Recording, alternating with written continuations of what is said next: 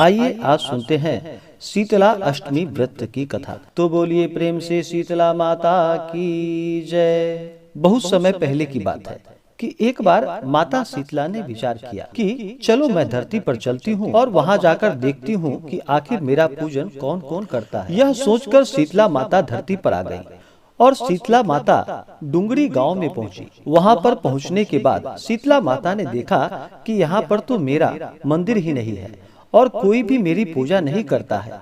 वह पूरे गांव में घूम घूम कर देखने लगी।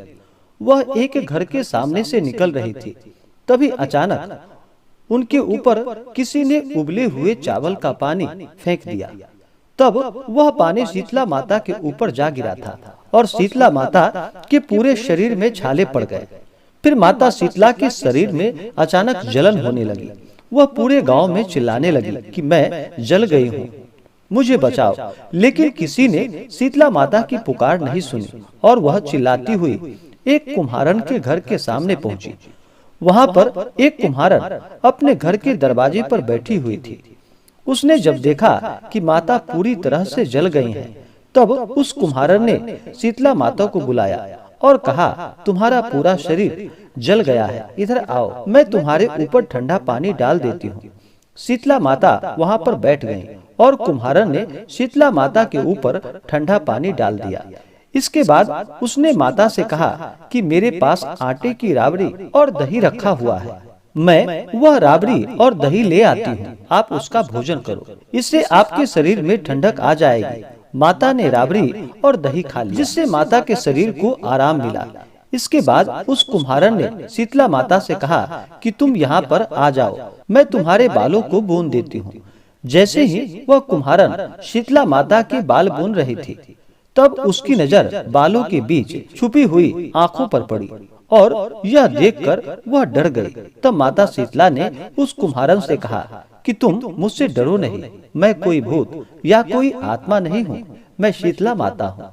मैं धरती पर यह देखने आई हूँ कि मेरी पूजा कौन करता है और मेरी पूजा कैसे की जाती है। तब शीतला माता अपने पूरे स्वरूप में आ गई।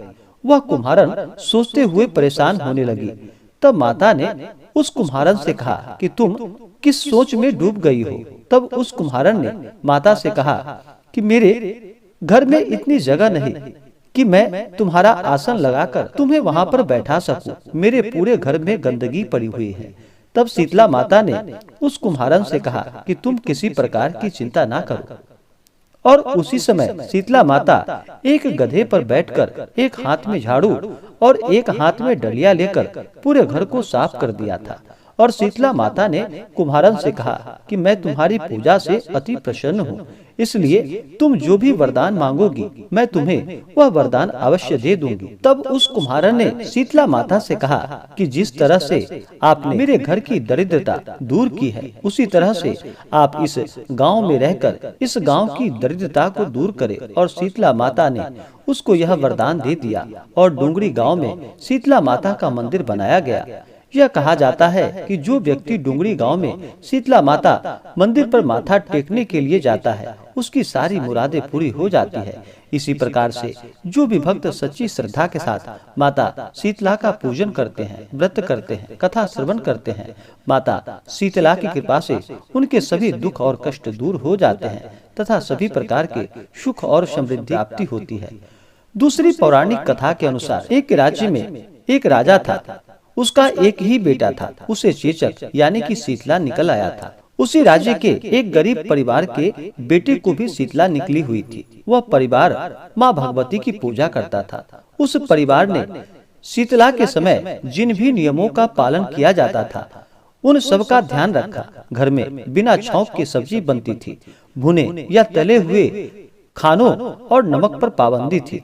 घर के सभी लोग ठंडा खाना ही खाते थे। ऐसा कुछ दिन तक चला और उस परिवार का बेटा स्वस्थ हो गया। दूसरी ओर राजा के बेटे का रोग ठीक नहीं हो रहा था। राजा ने शतचंडी यज्ञ पाठ शुरू करवाया। रोज गरम स्वादिष्ट भोजन बनते थे। भुने और तले हुए भोजन खाया जाता था। मांस भी बनाया जाता था। राजा का बेटा जो भी जिद करता था वह पूरा कर दिया जाता था। इसके कारण राजा के बेटे के शरीर में फोड़े हो गए थे। उसमें खुजली और जलन होने लगी थी। जो उपाय किया जाता था उसका कोई असर नहीं होता था। शीतला का प्रकोप और बढ़ गया। इन सब से राजा परेशान हो गया। वह सोचने लगा कि आखिर इतने उपाय करने के बाद भी शीतला का प्रकोप शांत क्यों नहीं हो रहा है। राजा के गुप्तचरों ने उसे बताया कि राज्य में एक गरीब परिवार के बेटे को भी शीतला निकल आई थी, लेकिन वह कुछ ही दिनों में स्वस्थ हो गया था।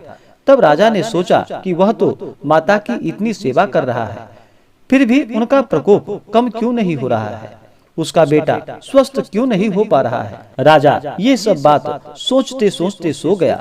उसके स्वप्न में माता शीतला ने उसे दर्शन दिया। राजा से कहा कि वह उसकी सेवा और पूजा से अति प्रसन्न है, लेकिन तुमने शीतला के नियमों को तोड़ा है। इस वजह से शीतला का प्रकोप शांत नहीं हो पा रहा है।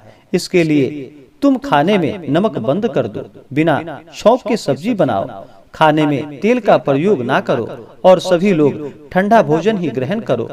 बेटे के पास किसी को मत जाने दो।